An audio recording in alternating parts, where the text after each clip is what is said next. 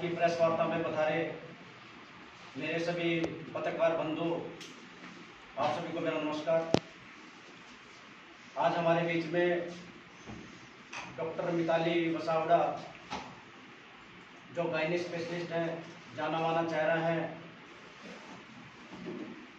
और अमित वसावड़ा, जो डॉक्टर मिताली जी के फादर हैं, आम आदमी पार्टी की विचारधारा से प्रभावित होकर के, आम आदमी पार्टी के शिक्षा के मॉडल से प्रभावित होकर के, आम आदमी पार्टी के स्वास्थ्य के मॉडल से प्रभावित होकर के आज आम आदमी पार्टी में जुड़ने का जो इनका निर्णय है, उसका हम अच्छे दिल के साथ में स्वागत करते हैं। और विधिवत तरीके से टोपी और खेस बना करके सबसे पहले जो पार्टी में जोड़ने का कार्य संपन्न करते हैं, उसके बाद डॉक्टर मिताली जी और अमित जी और गोपाल जी आगे की बातें रखेंगे।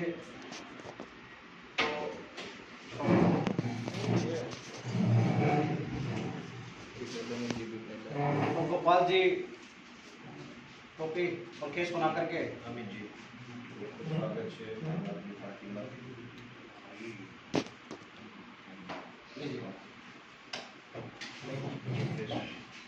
Thank you madam. और फूल बुके के साथ में गोपाल जी।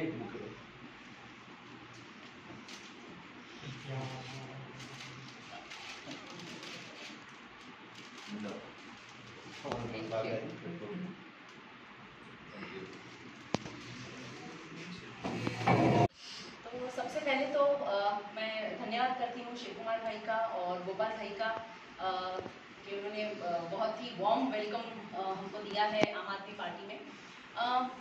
मैं और फादर इस संगठन में इसी विचारधारा से जुड़े हैं, एक आम आदमी के तौर पे, जो मिडिल क्लास है अपने देश में, जो एजुकेटेड है, जो कि एजुकेशन को, अपने बच्चों को पढ़ाना लिखाना चाहते हैं, अच्छी नौकरियां दिलवाना चाहते हैं और सीधी सादी अपनी ज़िंदगी जीना चाहते हैं, उनके ही एक प्रतिनिधि रूप में हम दोनों यहाँ पे ज्वाइन कर रहे हैं। एक डॉक्टर होते हुए और एक महिला होते हुए मेरे लिए जो सबसे इम्पॉर्टेंट है, जिसकी वजह से मुझे ऐसा लगा कि मुझे शायद मैटर्स को हैंड में लेना चाहिए, वो ये है कि आज एक माँ का दिल जो है वो माँ ही समझ सकती है। अपने बच्चों को गैस पे खाना बना के खिलाने से लेके उनकी स्कूल की फी भरना, उनको आगे बढ़ाना, और ये सब करने के बाद भी ये इट्सेल्फ इतना मुश्किल है आज के दिन में, और उसके बाद भी एम्प्लॉयमेंट में भी कोई ऑप्शंस नहीं होते हैं, जबकि पेरेंट्स इतना सब कुछ करके उनके बच्चों को पढ़ाते हैं लिखाते हैं। एक कल्चर आ गया जिसमें हम एजुकेशन को वैल्यू नहीं कर रहे हैं, हम हेल्थ को वैल्यू नहीं कर रहे हैं, और किस हिसाब से ये विकास है ये मेरे तो समझ में नहीं आ रहा है। मुझे ये था कि जो लीडरशिप है ये लोग चेंजेस लाएंगे, पर जब मुझे लगा कि ये नहीं हो रहा है तो मुझे कहीं ना कहीं लगा कि ये मेरी और हम सब की एक पॉपुलेशन और एक देशवासियों के रूप में हमारी ये जिम्मेदारी है कि जब कुछ नई चीज़ काम कर रही है तो खुद चीज़ को अपने हाथ में लेके अपना योगदान दें, श्रमदान दें। जो हम पढ़े लिखे हैं उस हिसाब से मैंने फॉरेन में भी बहुत काम किया है, वहाँ के हेल्थ केयर सिस्टम्स देखे हैं। मैंने ये देखा है कि किस प्रकार उनके गरीब से गरीब इंसान को हेल्थ केयर के लिए एक्सेस है, उनकी सरकार कितना पैसा इन्वेस्ट कर रही है लोगों की हेल्थ के लिए, लोगों के एजुकेशन के लिए। और मेरे हिसाब से अगर अपने आप को हम डेवलप्ड नेशन के लिस्ट में लाना चाहते हैं तो जो गरीब में गरीब इंसान है उसके बच्चे और वो खुद जब तक शिक्षा के लिए और हेल्थ के लिए हाथ नहीं फैलाना, जब वो हाथ फैलाना बंद हो जाएगा, जब उनको ये दो चीज़ मिलेगी, खाना, रोटी, शिक्षण और हेल्थ, तब हम सही मानने में अपने आप को एक डेवलप्ड नेशन के रूप में प्रस्तुत कर पाएंगे। नहीं तो ये एक स्क्रीन सेवर बन जाता है दुनिया को दिखाने का, पर अंदर तो क्या है वो हम और आप सब जानते हैं। आम आदमी पार्टी में आने का सबसे बड़ा ध्येय क्या है? आपने स्वास्थ्य और एजुकेशन के ऊपर गौर किया है, तो इतने लॉन्ग टाइम के बाद आम आदमी पार्टी में आप आ रहे हो, उसका रीज़न क्या है? इसका रीज़न ये है कि मैं ऑब्वियसली अभी भी मेरे क्लिनिक प्रैक्टिस में एक्टिवली इन्वॉल्व हूँ, मैं एक डॉक्टर हूँ, गायनेकोलॉजिस्ट हूँ। मेरे हैंड्स वैसे देखा जाए तो फुल है जो मेरी जवाबदारियाँ हैं या जो क्लिनिकल रिस्पॉन्सिबिलिटीज़ है उनसे। पर जैसे मैंने आपको कहा कि कोविड के दौरान मैंने काफ़ी क्लोजली हेल्थ केयर सिस्टम को भी ऑब्जर्व किया। उसमें बहुत सारी लूपहोल्स थी, बिगनिंग से लेके एंड तक बहुत मुश्किलें हमने फेस की। काफ़ी बार ऐसा हुआ कि पैनल्स पे और जो मेरे टीवी डिबेट्स थे उसमें भी मैंने ये चीज़ें एज अ डॉक्टर प्रस्तुत की हैं और मुझे कहीं ना कहीं लगा कि बहुत सारी इम्प्रूवमेंट की ज़रूरत है। ऐसा नहीं है कि फंड्स नहीं है, ऐसा नहीं है कि अपने पास टैलेंटेड डॉक्टर्स की कोई कमी है। सब कुछ होते हुए भी जब चीज़ें नहीं काम कर रही हैं तो मुझे कहीं ना कहीं लगा कि मेरे पॉलिटिकल ऐसे कोई एस्पिरेशंस नहीं है, पर मुझे विमेन जो बहुत ही इग्नोर्ड एक सेक्शन ऑफ सोसाइटी है अपने देश में, उनके लिए मैं चाहती हूँ कि उनकी सेफ्टी, उनकी सिक्योरिटी, उनकी जॉब्स उनको टेक केयर किया जाए। जो वल्नरेबल लोग हैं, जो बड़े बूढ़े हैं, जो डिसेबिलिटीज वाले हैं, जो कोई पार्टी के लिए ये लोग मायने नहीं रखते क्योंकि वो वोट बैंक नहीं है। तो बिल्कुल मैं इसी एक टाइपलाइन से सहमत हूँ कि हम लोग पॉलिटिक्स नहीं करना चाहते हैं, पॉलिटिक्स को बदलना चाहते हैं, उसको सेवा बनाना चाहते हैं, जिसके लिए शायद गांधी जी ने आज़ादी की जो जंग छेड़ी थी। और अभी आई थिंक अंग्रेज नहीं रहे हैं, पर करप्शन बिल्कुल है और उसको चेंज करने की जरूरत है। आज भी अगर हम देखेंगे तो महिलाओं के लिए जो रूल्स हैं, जो सरकारी लॉज हैं, लॉज तो बड़े अच्छे हैं, वो सारे पुराने लॉज हैं जो अंग्रेज हमारे लिए छोड़ के गए हैं।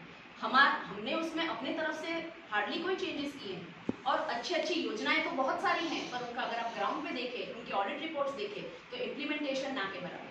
आज आप जेंडर इक्वालिटी में देखेंगे तो अपना देश जो 118 या 112 पोजीशन पे था वो गिर के 140 पे आ गया है। क्यों?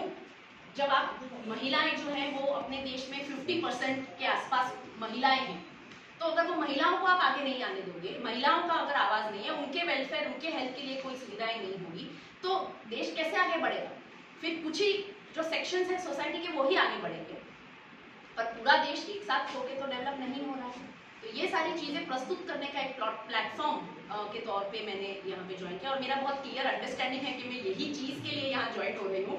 मुझे जिस दिन ऐसा लगेगा कि ये काम नहीं आ रहा है और मेरा मतलब कुछ जो ध्येय लेके मैं आई हूँ वो नहीं परिपूर्ण हो रहे, तो मैं उतने ही प्यार से एग्जिट भी कर दूंगी। मुझे और कोई आम आदमी पार्टी आपने सेवा के लिए ज्वाइन किया। एब्सोल्युटली। मैडम, आपने बताया कि कोविड में कहीं ना कहीं सरकार की खामियां रही, कौन सी सरकार की खामियां आपको नजर में आ रही है? देखिए, मैं मेरा एक दूसरा आपको जो मेरी फिलॉसफी है वो बताऊंगी कि अपनी लकीर लंबी करने के लिए मैं कभी भी सामने वाले की लकीर को काटने का पसंद नहीं करती, क्योंकि वो बहुत ही हीन एक तरीका होता है अपने आपको बिल्डअप करने का। तो जो भी जिसने भी किया कहीं ना कहीं उसमें खामियां रह गई है, वो हम भी जानते हैं, वो भी जानते हैं, starting from health care infrastructure. अब उसमें भी मैं ये नहीं कहती हूँ कि यही सरकार ने ये गलतियां की। 1947 हमने जब से ब्रिटिशर्स से आज़ादी ली, हमने जब से अपना देश संभाला, तब से हमने हेल्थ केयर को इग्नोर किया है, तब से हमने महिलाओं को इग्नोर किया है। तो ये इग्नोरेंस जो है वो पहले से चली आ रही है। तो ये एक ही सरकार पे मैं उसकी ब्लेम पिन नहीं करना चाहती हूँ, पर इसमें चेंज आना चाहिए। किस तरीके का चेंज ये चेंज आना चाहिए कि हमारे जो वर्ल्ड हेल्थ ऑर्गेनाइजेशन के जो एक गोल्स हैं कि हर एक देश में जो हेल्थ की सेवाएं हैं वो किस प्रकार की होनी चाहिए, तो वो जो वर्ल्ड हेल्थ ऑर्गेनाइजेशन के गोल्स हैं वहाँ पे हम कहाँ पहुँच रहे हैं, और अगर नहीं पहुँच रहे तो क्यों पहुँच रहे हैं, वहाँ तक पहुँचने के लिए हमको कितने साल लगेंगे, कब तक हम पहुँच पाएंगे। अगर हम जेंडर इक्वालिटी की बात करें तो आज की हम जो पोजीशन पे है हमको और 150 साल लग जाने वाले हैं, और ये ऑफिशियल एस्टिमेट से और 150 साल लगेंगे हमको महिला और पुरुषों को एक लेवल या समान लेवल दिलाने के लिए। ये सारी चीजें डेफिनेटली कहीं ना कहीं सरकार हमारे ही चुने हुए प्रतिनिधियों से बनती है। तो खामी मैं अपने आप पे भी लूंगी क्योंकि मैंने भी शायद वोट दिया है, तो यहाँ ये हम सबकी कलेक्टिव रिस्पॉन्सिबिलिटी होती है, राइट। तो जहाँ जहाँ कमियां हैं, दूर दराज के गाँव में जो विमेन को डिलीवरी करने के लिए प्रॉपर सुविधाएं नहीं मिलती। अगर आप देखते हैं मैटरनल मोर्टेलिटी रेट, तो अपने शायद बांग्लादेश से हम लोग थोड़े बेहतर हैं, जबकि आप मॉनेटरीली देखो, जीडीपी वाइज देखो, तो बांग्लादेश और इंडिया की जीडीपी में बहुत बड़ा अंतर है। हम ये मानते हैं कि हम बहुत हाई और सुपीरियर और हाई एंड फैंकी है, पर जब हमारी महिलाएं हर 5 मिनट में अगर एक महिला की मृत्यु हो रही है चाइल्ड बर्थ जैसे सामान्य कॉज से, तो हम खुद ही इसका अंदाज लगा सकते हैं कि हम कहाँ स्टैंड करते हैं हेल्थ में। कोविड में आपको क्या खामियां लगी, आपके ओपिनियन क्या रहेंगे? कोविड में क्या क्या एज ए गवर्नमेंट को करना चाहिए, एज ए डॉक्टर एसोसिएशन को करना चाहिए, क्या कहीं ना कहीं क्या गलतियां लगी कि आप बता रहे हो कि कोविड में ये गलतियां होने के कारण कहीं ना कहीं दिक्कतें हुई? राइट फ्रॉम बेसिक इंफ्रास्ट्रक्चर कि हमारे जो सिविल हॉस्पिटल्स हैं उनकी क्या हाल है। देखिए क्या होता है ना कि मुझे बोलना नहीं है, हम सब समझते हैं, मैं सिर्फ आपको हाईलाइट पॉइंट्स दूंगी। आप सब जानते हैं और मैं भी जानती हूँ कि सिविल हॉस्पिटल 1 किलोमीटर दूर से आपको खुशबू से समझ में आ जाता है कि हम हॉस्पिटल के पास आ रहे हैं, राइट। तो सिस्टम जो है उसको भी हम मेंटेन नहीं कर पा रहे हैं ठीक से। नए अस्पतालों का जो निर्माण, जिस एरिया में जितना पॉपुलेशन है उसके मुताबिक जो एक हेल्थ केयर की फैसिलिटी का एलोकेशन होना चाहिए। हमको बाढ़ आने की देर की वेट नहीं करनी होती है, हमको प्रिपेयर्ड रहना पड़ता है कि कभी भी कोई भी डिजास्टर आया तो हम किस प्रकार से उसको अकोमोडेट करेंगे, किस प्रकार से हम उसको टैकल करेंगे। तो ये कोई तैयारियां नहीं थी। किट्स में भी कंफ्यूजन्स थे, टेस्ट कब करना, वो जो हालांकि गाइडलाइंस थी, कभी भी उसमें बहुत प्रॉब्लम्स थे। एज अ डॉक्टर उस टाइम मुझे भी बहुत सारी दिक्कतों का सामना करना पड़ा। टेस्ट करने हैं, पेशेंट को एडमिट करना है, टेस्ट के लिए परमिशन मांगनी है, इतनी सारी ब्यूरोक्रेसी उसमें इन्वॉल्व थी। एंड में सेकेंड वेव में मैं खुद मेरे पिताजी के रेमडेसिविर इंजेक्शन के लिए मैंने कितने सारे मीडिया के फ्रेंड्स को मुझे मांगने जाना पड़ा कि कहीं ना कहीं से मुझे रेमडेसिविर अरेंज करके दे दो, क्योंकि वो क्रिटिकल थे। मुझे भी कोविड हुआ, मैंने रेमडेसिविर नहीं लिया, तो कहीं ना कहीं ब्लैंकेट के किसी को भी कुछ दवाई नहीं मिल रही थी। कितने लोग ऑक्सीजन की अछत की वजह से गुजर रहे हैं। तो ये डेफिनेटली अच्छा एक ये नहीं देते हैं पिक्चर, और ये सारी कमियां हैं।